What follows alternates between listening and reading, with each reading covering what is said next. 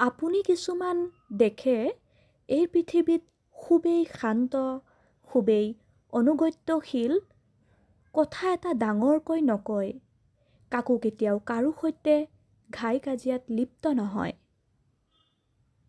তেনে মানুহক কেতিয়াও আপুনি জোকাই নল'ব।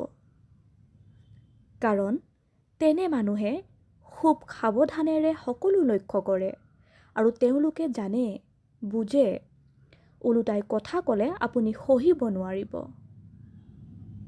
আপুনি তেওঁক লৈ কৰা অপমান, তিৰ্যক মন্তব্য সকলো মনে মনে সহি আছে বুলিয়েই তেনে মানুহৰ সৰলতাক, মৌনতাক দুৰ্বলতা বুলি ভাবি আপুনি নল'ব।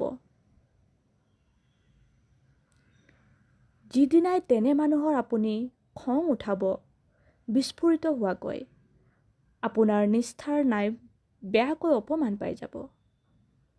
শান্ত, শিষ্ট, দয়াশীল মানুহক কেতিয়াও আপুনি জোকাই নল'ব। শান্ত শিষ্টজনে যিদিনাই বিস্ফোৰণ ঘটাব, আপুনি লাজতে মৰিব। শান্ত শিষ্টজনক সেইকাৰণেই খং উঠাবলৈ পিঞ্চ কৰি নাথাকিব।